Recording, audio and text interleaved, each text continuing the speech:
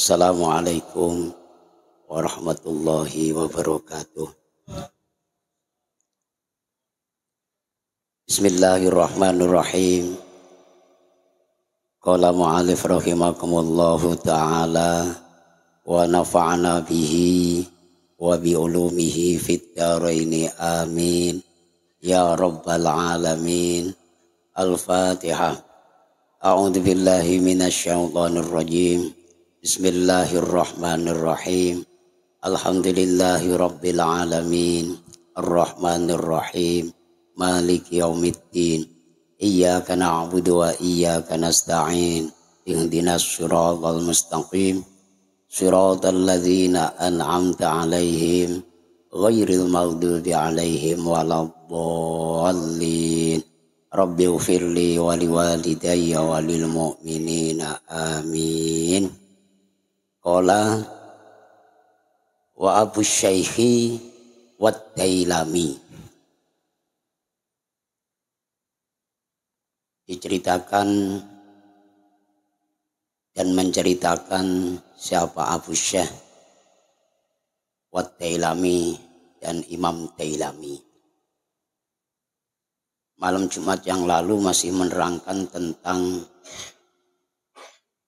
mengaji, belajar dan belajar supaya kita mendapatkan ilmu, supaya kita berilmu, sehingga apa yang kita amalkan, apa yang kita kerjakan itu betul-betul ada dasar ilmunya, bukan hanya sekedar ikut-ikutan, tapi betul-betul ada ilmunya atau ada dasarnya. Keutamaan bagi orang-orang yang mempunyai ilmu itu sangat luar biasa, Bapak.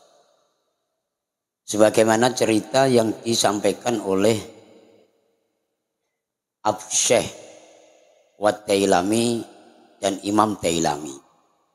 Cerita ini Ani bin Abbas radhiyallahu anhu, yang diceritakan dari sahabat Ibnu Abbas radhiyallahu anhu.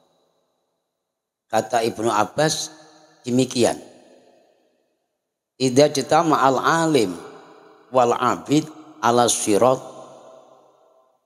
ketika kumpul, ya, ketika berkumpul siapa al alimu, orang-orang alim, artinya orang-orang yang mempunyai ilmu, orang-orang yang ngerti ilmu, ya, ibadahnya bukan hanya sekedar ikut-ikutan saja, bukan hanya sekedar jungkir balik, rukuk, sujud dan lain sebagainya saja, bukan.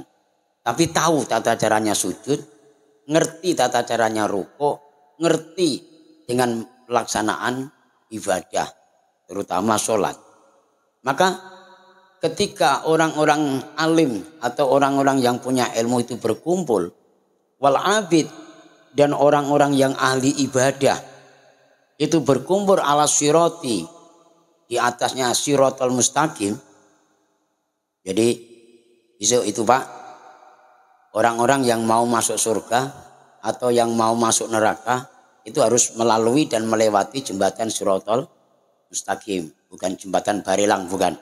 Kalau jembatan Barilang masih enak ya Pak ya, lebar jembatannya terus tidak tajam. Kalau jembatan siratal mustaqim itu terdiri dari beberapa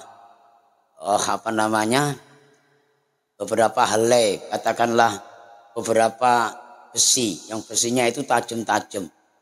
Kalau bahasa enaknya kita seperti itu, besinya tajam-tajam kayak macam pedang ataupun peso ataupun parang, tajam-tajam. Kalau sempat kita terpeleset saja maka akan tergores oleh jembatan tersebut. Maka ketika orang alim berkumpul dengan orang-orang yang ahli ibadah,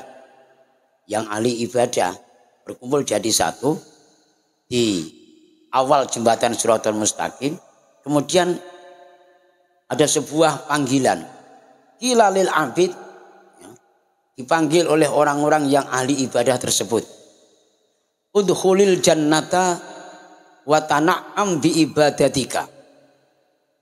Wahai orang-orang yang ahli ibadah, yang rajin sholat, yang rajin ibadah malam, yang rajin dzikir, yang rajin wirid, yang rajin istighosah, yang rajin mujahadah, pokoknya yang ahli ibadah, betul-betul ibadah kepada Allah, silahkan masuk ke surga dan nikmati surga itu sebagaimana engkau dulu beribadah. Ya, ketika orang-orang yang ahli ibadah di alam dunia dulu bertahun-tahun, berpuluh-puluh tahun melaksanakan ibadah, maka diperintahkanlah orang tersebut masuk ke dalam surga dan menikmatin surga itu sesuai dengan amal perbuatannya atau amal ibadahnya waktu di alam dunia. Itu apa tadi Pak? Orang-orang yang ahli ibadah. Hanya sebatas itu. Hanya diperintahkan disuruh menikmatin surga sesuai dengan amal ibadahnya. Tapi kalau bagi orang yang berilmu, ya, apalagi orang berilmu ahli ibadah juga, dia tahu rukuk itu demikian, syarat sujud itu demikian, syarat sholat itu ini, rukun sholat itu ini, wajibnya sholat itu ini halal, ini haram, ini riba, ini subhat, ini makruh, ini mubah, ini tangzih. Tahu kalau itu nggak benar, ini yang benar. Tahu itu tidak baik, ini yang baik. Ini orang-orang yang alim. Ya. Kalau bagi orang-orang yang alim, wakila lil alim, ifhuna fasfa liman ahbabta. Bagi orang yang alim itu disampaikan begini, wahai orang-orang alim, berhentilah di sini. Berhentilah di atas jembatan Shiratal Mustaqim itu. Jangan terburu-buru engkau masuk surga.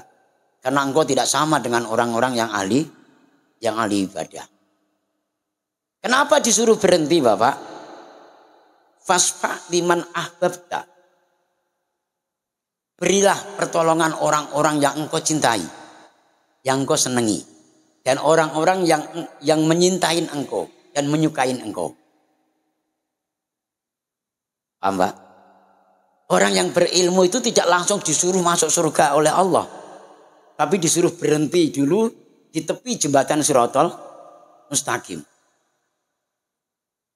Kifuna, berhentilah kamu di sini. Jadi nggak enak jadi orang alim itu Pak. Ya, mendingan jadi orang yang ahli ibadah. Kalau ahli ibadah itu langsung blung gitu aja masuk ke surga. Tapi bagi orang alim itu dilarang dulu. Diperintahkan bagi orang lain tersebut, jangan kau buru-buru masuk surga. Tunggulah orang-orang yang engkau cintai dan orang-orang yang menyintai engkau.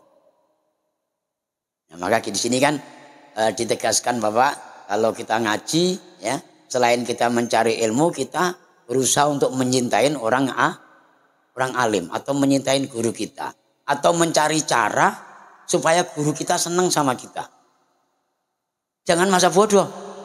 Terserah Pak Yai lah, yang penting aku gondel. Ya. Besok kalau di akhirat gondelin sarungnya. Itu tidak semudah itu. Mau gondel mau apa kalau kiaimu tidak senang sama dirimu? Atau dirimu hanya senang cuman dohirnya saja, luarnya saja. Bila perlu malah nyari muka saja sama kiainya. Hatinya tidak gondelan dan tidak senang. Ya tidak akan pas Pak Liman ahbabka, tidak akan ditolong oleh orang alim atau kiai tersebut. Maka Bapak-bapak yang dirahmati Allah Subhanahu wa taala, sering-sering saya sampaikan, besok di akhirat itu di antara ulama-ulama yang ada di Indonesia, itu yang paling lama mau masuk surga itu adalah Zainuddin MZ almarhum. Kenapa? Karena beliau adalah kiai yang mempunyai sejuta Sejuta umat. Paling enak saya besok. Karena kiai muridnya cuma 5 saja. Ya, atau 10. Jadi nggak banyak, ya nggak banyak hisapnya. Ada Ari, atau Uban, ada Heru, ada Sutris, ada Pak Raden. Gampang paling. Tinggal dia senang atau tidak sama saya. Kalau senang sama saya langsung saya geret gitu aja. Langsung saya tarik. Atau saya suka atau tidak sama mereka. Kalau mereka cuma hanya nyari muka saya di depan saya. Mamunya itu kalau disanjung-sanjung, ya diangkat-angkat. Oh senangnya minta ampun. Ya udahlah. Langsung kita libas gitu aja. Terserah kamu. Terus ikut juga terserah, nggak terserah. Jadi Bapak yang dirahmati Allah Subhanahu wa taala. Orang yang memiliki ilmu, orang yang alim, seorang ulama, seorang kiai. Itu diberhentikan oleh Allah tidak secepatnya untuk bisa masuk surga. Tapi disuruh nunggu. Guna untuk memberikan pertolongan kepada orang-orang yang dicintai. Atau orang-orang yang menyintainya. Fasfa' liman ahbabta. Berhentilah di situ wahai orang alim. Berilah pertolongan orang-orang yang engkau cintai. Atau orang-orang yang menyintai engkau. Fa innaka la tasfa' li ahadin illa sufi'ta. Faqoma maqamal anbiya. Karena sesungguhnya hanya engkau yang diberikan prioritas oleh Allah untuk menolong dan mensyafaati seseorang. Faqoma maqamal anbiya. Karena engkau banyaknya ilmu yang engkau tularkan kepada umat Rasulullah atau hamba-hamba Allah, maka engkau berada di makomnya makomal anbiya. Berada di makomnya para nabi. Ini bapak-bapak yang dirahmati Allah Subhanahu wa taala. Kehebatan orang-orang yang alim, orang-orang yang memiliki ilmu. Sehingga derajatnya nanti di akhirat itu mampu menduduki makomnya para nabi. Maka benar apa yang disampaikan oleh Rasulullah Shallallahu Alaihi Wasallam. Beliau bersabda, al ulama warasatul anbiya. Seorang ulama itu menjadi pewaris nabi. Bapak-bapak yang dirahmati Allah Subhanahu wa taala. Apa yang kita amalkan, apa yang kita kerjakan, yang hari-hari kita lakukan sesuai dengan petunjuk-petunjuk daripada ulama, aturan-aturan daripada ulama, itu sebagai tanda bukti bahwa kita itu suka dengan, cinta dengan ulama. Dengan harapan kita saja mudah-mudahan kita juga dicintain oleh para ulama. Sehingga sering saya sampaikan hadis Kanjeng Nabi ini, man akromal ulama faqad akromani, kata Rasulullah.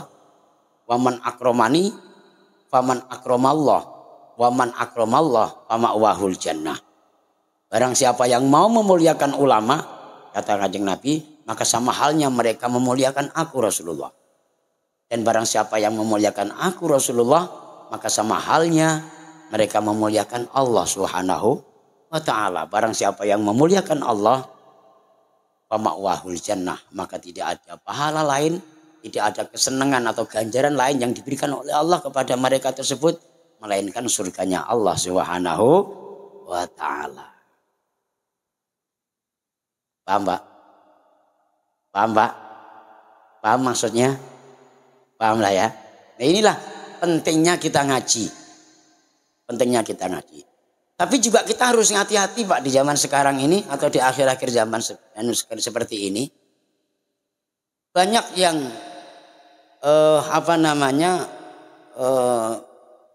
yang duduk di kategori seorang ulama, ya, yang berada di lingkaran ulama. Akan tetapi mereka dalam perilakunya, dalam ibadahnya itu tidak sesuai dengan pewaris Nabi. Ya. Banyak sekarang ini, apalagi sekarang ini yang lagi lagi tenar-tenarnya tentang ulama siapa? Syekh Panji Gumilang, pemilik pondok pesantren Az-Zaitun. Ini nggak tahu ini apakah beliau itu ulama atau tidak. Syekh betul atau tidak, wallahu a'lam, saya tidak ngerti ini Pak. Ini urusannya MUI sama pemerintah lah. Ya kan? Tapi kalau kita lihat dengan kesehariannya, dengan ibadahnya, itu juga banyak yang melenceng dari tuntunan kita.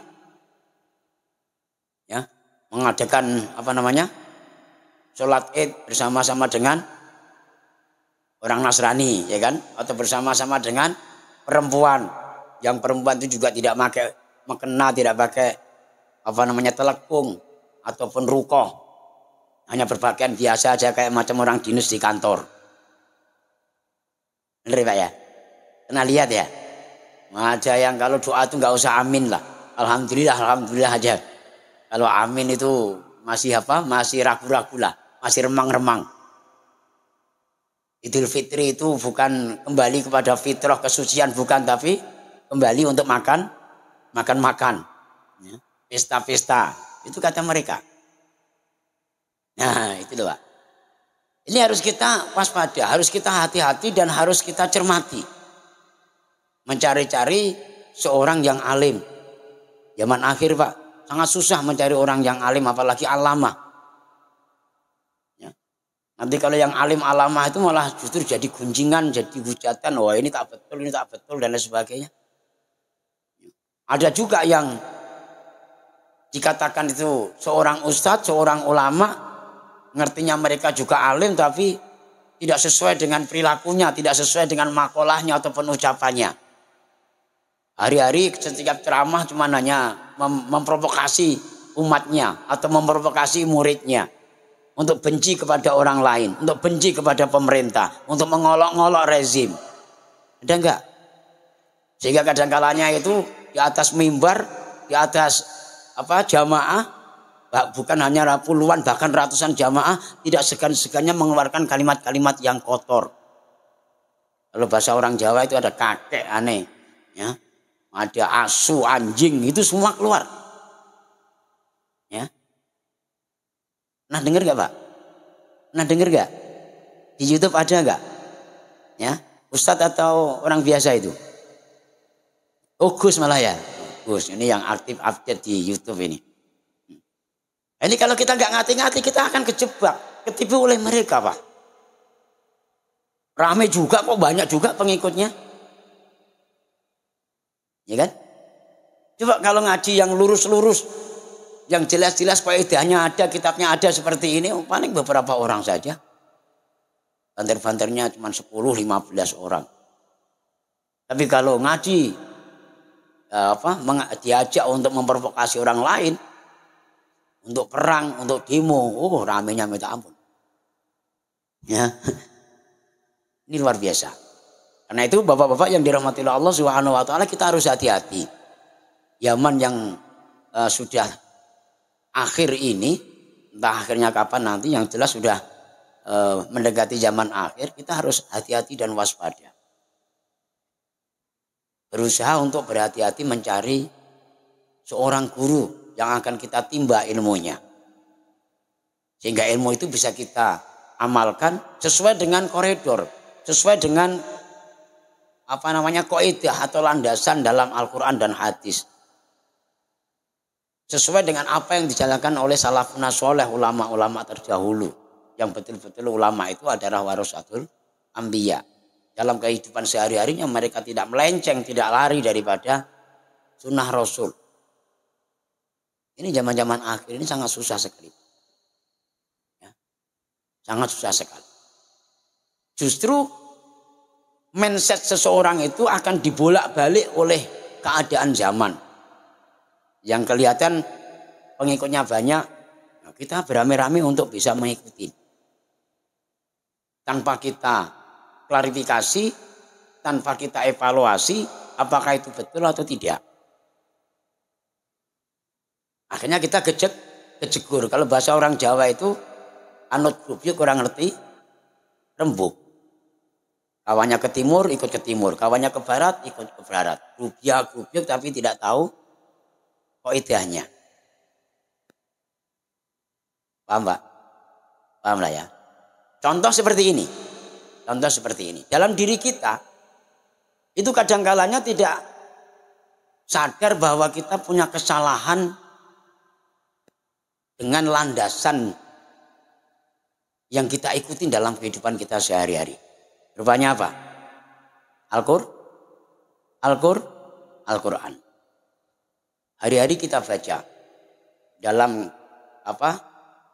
doa arwah sering kita baca. Doa selamat kadang juga kita baca. Mengirim orang kepada orang yang meninggal juga sering kita baca. Yang simpel-simpel saja. Apa itu? Surat Al-Ikhlas. Kalau kita nggak ngaji tajwid, nggak tahu ilmunya membaca surat Al-Ikhlas, ya banyak di masyarakat itu yang melafadzkan seperti ini. Bismillahirrahmanirrahim.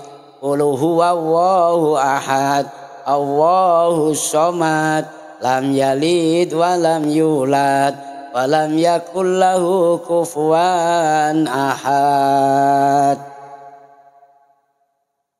Bener masalah Pak? Aimat aja lah. Bener masalah itu. Bener lah ya, bagus kok. Kan ada nadanya. Qul huwallahu ahad, Allahus somad, lam yalid wa lam yulad, wa lam yakul lahu kufuwan ahad. Bener ya? Bener kan? Wah, kalau baca itu khusyuk-khusyuk betul itu Pak. Ada memble, dia nggak tahu kalau itu salah. Dan nanti ketika disindir, ditunjukkan bahwa itu salah, dia tidak mau merubah, tidak mencari ilmu bagaimana supaya benar. Ya Pak ya. Ya pertanyaan tanya sama Rifi itu. Ya kan? Wah, kalau malam Jumat rajin dia. Terlambat pun datang. Coba kalau malam Kamis ngaji Quran. Nanti aja Pak, saya kan udah pernah khatam ngaji Al-Quran Pak. Yuk. Ini kita disarankan untuk belajar. Ya, untuk mencari ilmu. Tentang Al-Quran saja. Jangan kita pede kalau Al-Quran kita aja nggak bener. Kata Heru aja, nggak apa-apa saya nggak ngaji Al-Quran Pak Yai. Yang penting besok kalau saya mati yang nalkin Pak Yai. Kan diajarkan nanti. Dikasihlah bocoran jawaban-jawaban dari malaikat mungkin nakir itu. Wah, ama imamuka. Dan apa yang jadi imamuru? Kata malaikat, wah aku udah diajarin sama Pak Yai. Imamku adalah Al-Quran.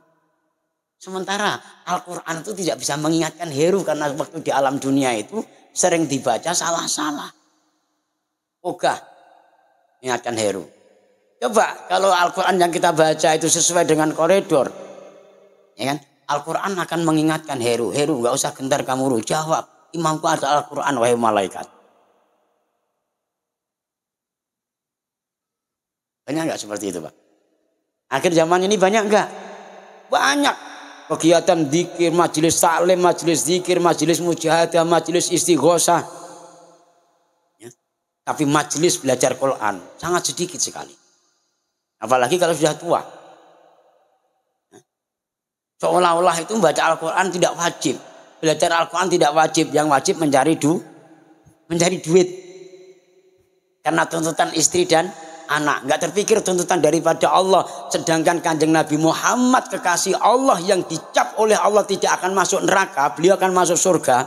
Itu ngaji Al-Quran aja 23 tahun. Dari ayat ke ayat. Sementara kita yang umatnya surga kadang nebeng sama Kanjeng Nabi. Itu pun kalau mau dituntutin, ditebengin. Tapi insya Allah beliau mau. Ya, insya Allah mau. Tapi sementara kita kadang merasa hebat, merasa benar, merasa baik, merasa soleh. Tidak usahlah kita ngaji yang lain. Ya. Fikih, hadis, udah Quran saja. Ini menjadikan keprihatinan kita bersama Bapak-Bapak.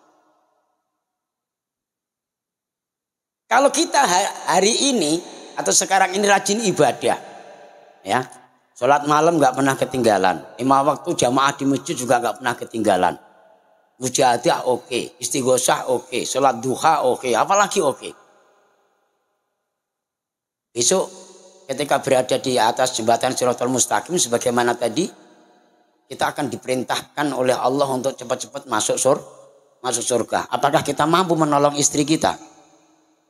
Apakah kita mampu menolong anak-anak kita? Tidak akan mampu karena amal itu untuk kita saja, Bapak. Kita ahli ibadah, belum tentu anak kita, istri kita ahli ibadah, belum tentu. Kadang-kala dalam keluarga aja kita sebagai seorang suami itu ke timur, istri kita ke barat. Bener gak? Bener gak, Pak? Malam-malam kita bangun malam, sholat malam, istri kita masih gargur-gargur ngorok. Betul gak? Ada nggak yang seperti itu? Kita dan istri kita kadang rajin ibadah, anak kita bendoleng. Bukan soleh tapi salah. Ada nggak? Nah, ketika mengalami seperti itu, siapa yang akan menolong mereka? Sementara kita sebagai kepala rumah tangga, sebagai kepala keluarga, bertanggung jawab terhadap istri dan anak kita. Nah, kita sendiri nggak berilmu. Maka kalau kita berilmu, ya, ilmu tajwid, kita tahu ilmu fikih, kita tahu ilmu tauhid, kita tahu ilmu akhlak, kita tahu ilmu syariat, kita paham ilmu hakikat atau ilmu tarekat, kita ngerti. Maka ilmu itu besok akan diperintahkan oleh Allah kepada kita untuk menolong orang-orang yang kita cintai, terutama istri kita. Paling tidak kita nanti bisa protes sama Allah, ya Allah, kenapa istriku kok masukkan neraka, ya Allah? Iyalah, orang dia nggak mau ibadah dulu waktu di dunia, tapi dia yang mensupport saya, ya Allah. Ya. Kalau malam Jumat saya ngaji di pondok pesantren Thoroikul Ilmu itu malah dibantu terus, ya Allah. Asal habis ngisak saya tidur mesti dibangunin nanti jam 9, ya Allah. Kayak macam Pak RT. Pak, ngaji Pak. Udah jam 9 itu, Pak. Akhirnya aku semangat ngaji, ya Allah. Saya enggak terima, ya Allah, kalau istri saya enggak masukkan neraka. Karena saya tidak mungkin seperti ini kalau enggak disupport dengan istri saya. Kesukseskan seorang suami itu mesti ada wanita yang hebat di belakangnya. Rupanya istrinya. Itu bisa protes sama Allah, Pak, orang alim. Masa sekejam itu sih, ya Allah? Setahu saya dulu waktu ngaji di alam dunia, engkau adalah Ghafurur Rahim, engkau Maha Rahman dan Rahim. Gitu, Pak, ya. Akhirnya apa? Fadlnya Allah dikeluarkan untuk mengangkat istri kita yang harusnya mereka akan mukim di neraka, tapi ternyata diangkat oleh Allah bisa bareng-bareng kepada suaminya. Di surga. Begitu juga kepada anak kita. Begitu juga kepada saudara-saudara kita, keluarga kita, bahkan orang tua kita. Itu akibat kita berilmu. Nah, kalau kita tidak berilmu bagaimana, Pak? Tajwid nggak ngerti. Baca surat Ikhlas saja seperti itu tadi. Tajwid nggak ngerti, nggak bisa membedakan surat Al-Fatihah dengan surat An-Nas. Kalau di dalam surat Al-Fatihah itu ada kalimat atau ayat yang bunyinya Maliki Yaumiddin. Di dalam surat An-Nas ada yang bunyinya atau ayatnya yang bunyinya Malikin Nas. Sama-sama ma-nya, tapi rata-rata di masyarakat itu dua-duanya dibaca panjang semua. Ya kan, Pak? Alhamdulillahi Rabbil Alamin Ar-Rahmanir Rahim Maliki Yaumiddin. Itu di dalam Al-Fatihah. Di dalam An-Nas Qul a'udzu birabbin nas. Terus Malikin nas apa? Malikin nas. Iya, orang kamu udah ngaji. Di luar sana tuh banyak yang tidak tahu, yang tidak seperti itu. Dibaca panjang semua. Karena terkontaminasi dengan di dalam surat Al-Fatihah ketika melafadzkan ayat yang bunyinya Maliki Yaumiddin. Masih banyak, Pak, masih banyak. Ada yang tajwidnya nggak ngerti karena suaranya bagus, ya, dengan irama yang enak didengar, padahal yang panjang dibaca pendek, yang pendek dibaca panjang, yang gunnah dibaca iklab, yang gunnah dibaca idhar, ada yang idgham bi gunnah dibaca idhar, ada yang idgham bi gunnah dibaca idgham bila gunnah, macam-macam nggak karu-karuan, tapi berhubung suaranya enak, ya, dengan nada yang bagus, didengar dengan telinga, akhirnya kita anggap mereka soleh. Ada apa enggak? Banyak imam-imam masjid yang seperti itu juga banyak. Tapi enggak masjid di Batam. Masjid di luar sana lah. Ya kan? Kan ada sekarang ini yang mengatakan bahwa Al-Quran itu bukan kalamullah, tapi kalamnya kanjeng Nabi. Ada enggak?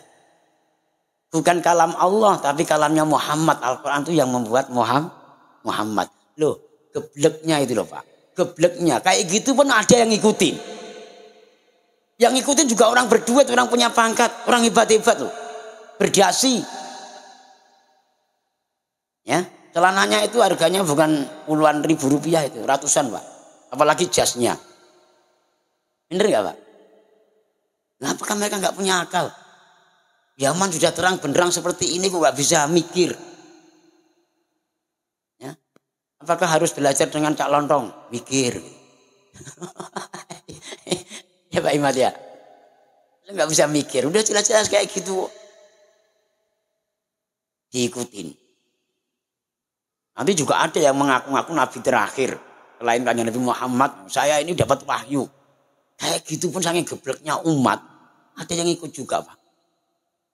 Kenapa bisa demikian? Karena mereka tidak mau belajar, tidak mau ngaji. Ada juga yang ngaji cuma satu kitab. Ya. Kitab yang lain nggak ditengok. Mengikuti satu paham yang lain nggak pernah dikaji. Akhirnya apa? Akhirnya ya ekstrim. Merasa hebat bagaikan katak di dalam tempurung. Itu loh. Bisanya cuma nyalahkan orang lain saja. Membid'ah-bid'ahkan orang lain. Mengkafir-kafirkan orang lain. Memusyrik-musyrikkan orang lain. Itu karena apa? Karena ngajinya cuma satu fan. Satu furo. Satu kitab saja. Kitab yang lain nggak dikaji. Na'udzubillah summa na'udzubillah min dzalik. Karena itu Bapak yang dirahmati Allah Subhanahu wa taala, jangan sampai kita seperti itu. Ya. Kita berusaha untuk belajar dan belajar. Ngaji dan ngaji. Jangan berhenti belajar. Jangan berhenti ngaji. Udkhulu fis silmi kafah wa la tattabi'u khutuwati syaitan. Masuklah kalian semua ke dalam agama Islam dengan kafah, dengan keseluruhan. Jangan separuh-separuh. Jangan tanggung-tanggung. Teruskan saja terus. Ya. Wala tattabi'u khutuwati syaitan. Dan jangan kau ikutin tipu daya syaitan. Innahu aduwwum mubin. Ini akibat kita ngaji cuma separuh-separuh, nanggung-nanggung, ya. Belajar Al-Quran baru 5 juz saja sudah berhenti. Ngaji Al-Quran sama kiai baru 10 juz saja sudah berhenti. Itu nanggung-nanggung namanya. Ya kan? Itu nanti akan ketipu dari setan ataupun iblis. Ah udahlah, kamu kan sudah pinter ngaji Al-Quran. Ngapain kamu teruskan? Cukup 5 juz saja nggak apa-apa. Yang penting kamu bisa. Orang kamu juga bukan ustadz aja kok. Gitu kan Pak? Betul gak? Betul gak? Padahal itu yang penting loh Pak, Quran itu. Yang sangat-sangat penting. Sampai nanti di alam kubur ada pertanyaan tentang Al-Quran. Gak percaya tanya sama Ari. Matematikanya bagus, bahasa Inggrisnya bagus. Gak akan menjamin besok di alam kubur. Tapi kalau tajwidnya bagus, Qurannya bagus, tauhidnya bagus, oh langsung lolos gitu aja. Naumul ars. Tidurlah kuban. Sebagaimana tidurnya pengantin baru. Udah nggak ditanya-tanya lagi sampai ila yaumil qiyamah nanti. Tapi kalau nggak bisa terus tiap hari dipukulin malaikat kita Pak. Apa panutanmu? Quran Quran kat malaikat. Bukan Quran tapi Quran. Kamu selama ini ngaji di mana? Ngaji sama YouTube, Google.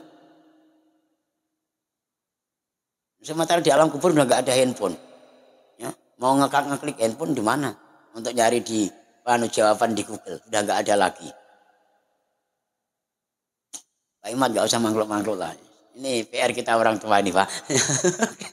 Kelihatannya sok khusyuk macam betul aja, padahal ya nggak tergugah-gugah.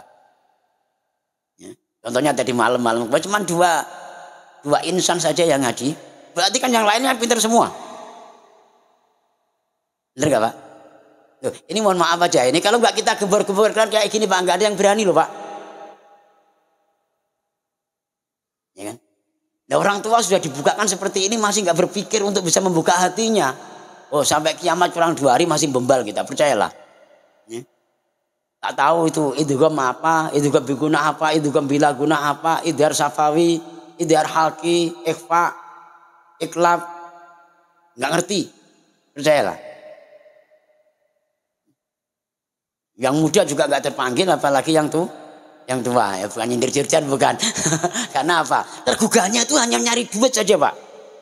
Kata Gus Baha, kita ini mati di dunia ini Pak. Hidup kita nanti ketika di alam kubur baru ngerti. Oh rupanya ya Allah kalau duit itu tidak seberapa dengan ilmu. Oke sedekah kita bagus, punya pahala bagus.